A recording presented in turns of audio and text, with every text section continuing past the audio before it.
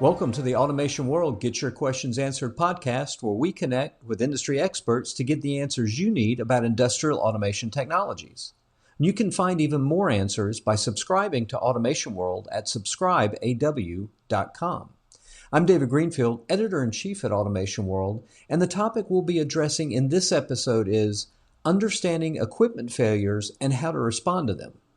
Joining me to answer this question is Stephen Lacey with Belden, a supplier of industrial automation cables, connectors, networking, and cybersecurity technologies. So thanks for joining me, Stephen.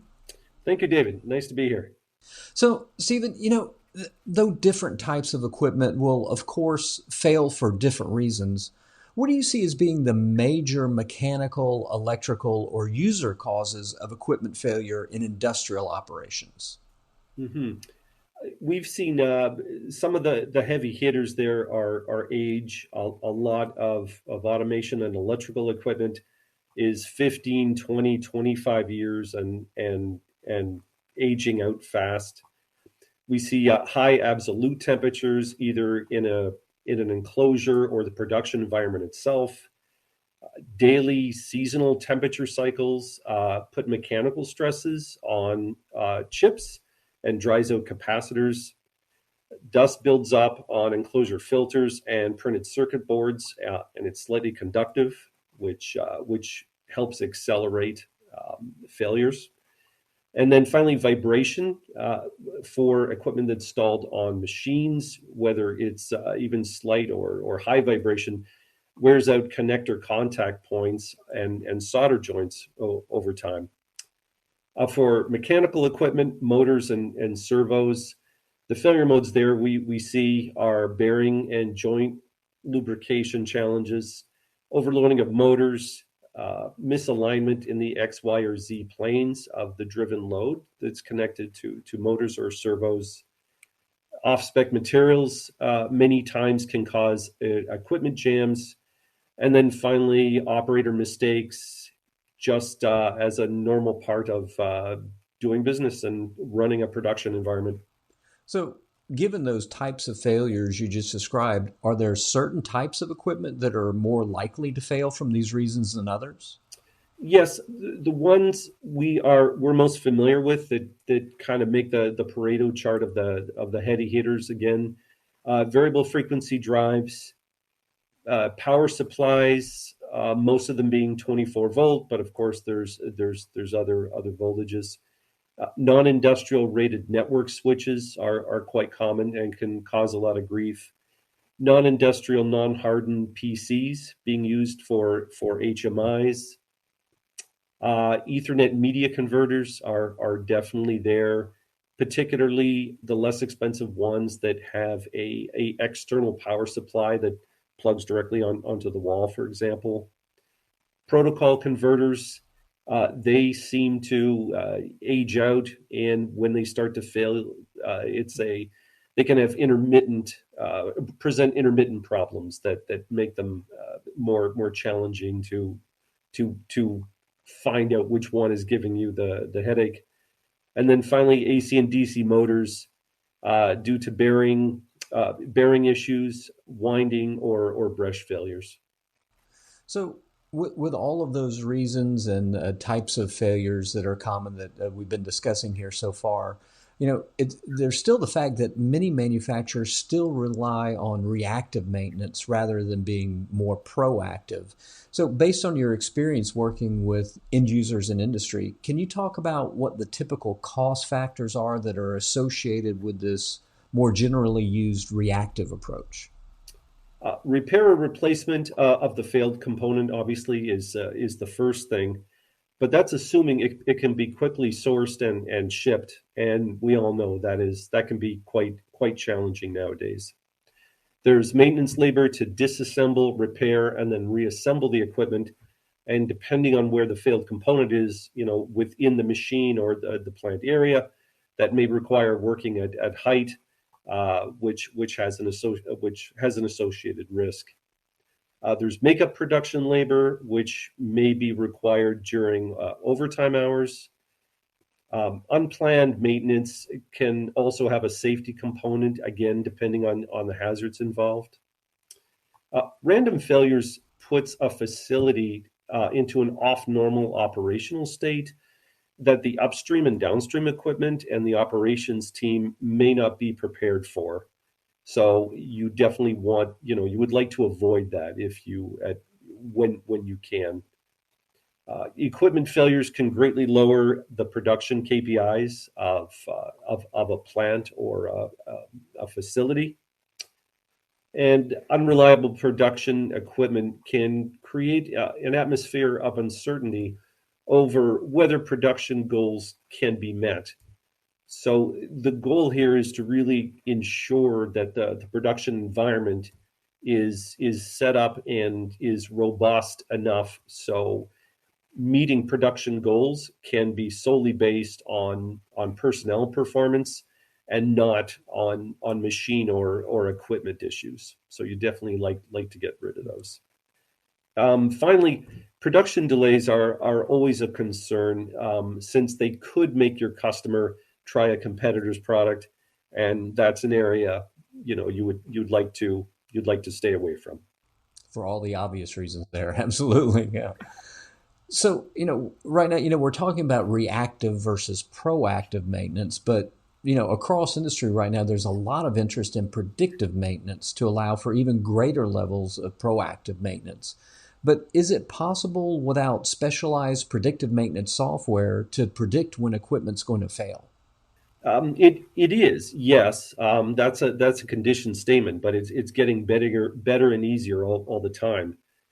We start by first identifying all the production critical components and equipment in the automation, networking, sensors, and electrical component realm. If the facility or the plant does not have drawings or accurate drawings, then sketches are fine, possibly with photos. Once you know what you have, the next step is start by installing inexpensive wireless sensors. Those are nice because they operate outside of your current, IT and OT networks, which are production critical. The sensors available nowadays can measure position, current, motion, distance, pressure, velocity, you name it. So there's an inexpensive sensor to identify most excuse me, most any critical parameter. Next is replace failed power supplies with smart monitored supplies. There's some units out with IO-Link that's built in, and some of the parameters that are included in that link is actually the remaining useful life of the supply, which plays to the predictive analytics nature of the exercise. Install network monitoring software to detect when a network switch may be starting to fail or has failed. You'll see spikes in network traffic that don't align to anything else, and those may be indicative of an impending failure. And you can install wireless motor vibration and temperature sensors on motors with an analytics software package.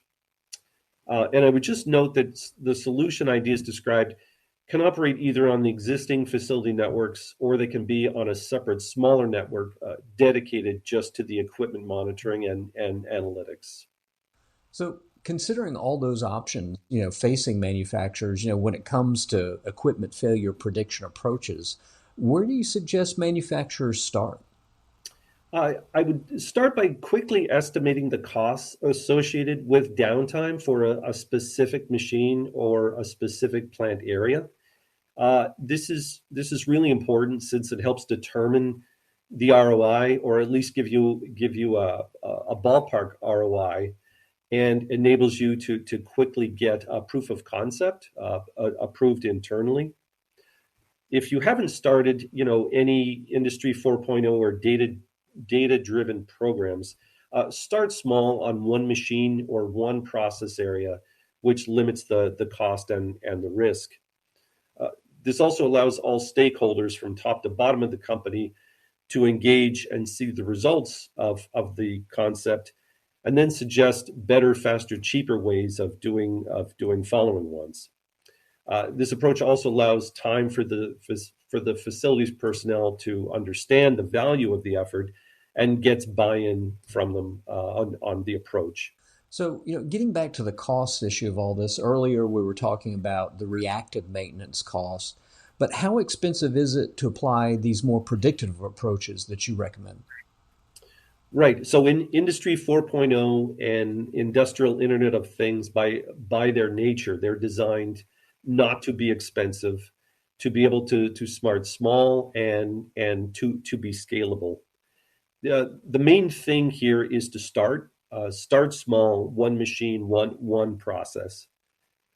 You can start by adding a few new sensors to existing equipment and adding signals that are already available from your existing equipment, your existing machines, your PLCs, and or a DCS if you have one. As the journey continues, you may find value adding additional signals from other existing plant systems, such as the warehouse management system, your enterprise resource planning system, your ERP system, manufacturing execution systems, QA/QC systems, laboratory management systems, etc., to help determine correlations and identify the root cause of the problem.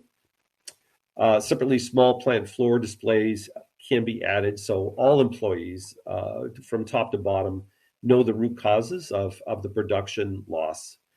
And note that everything described above is and typically should be vendor agnostic, so you have lots of choices in the marketplace.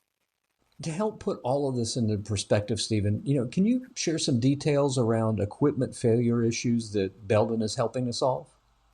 So we're installing wireless vibration and temperature sensors on all our motors and all our manufacturing facilities. Machine learning software is then used for anomaly detection.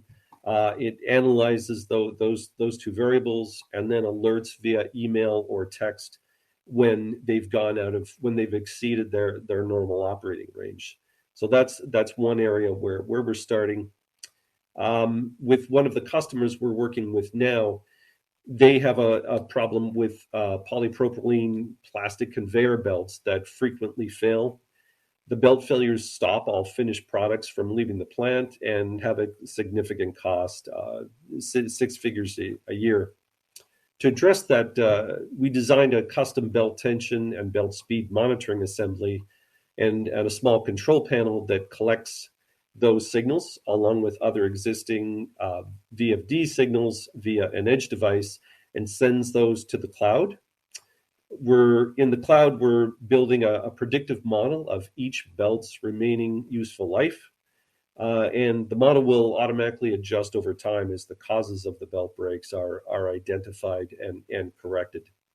So we're really excited by both these use cases, and we're looking forward to doing more. Well, very interesting. Thank you again for joining me for this podcast, Stephen. And thanks, of course, to all our listeners. And please keep watching this space for more installments of Automation World Get Your Questions Answered. And remember, you can find us online at automationworld.com and subscribe to our print magazine at subscribeaw.com to stay on top of the latest industrial automation technology insights, trends, and news.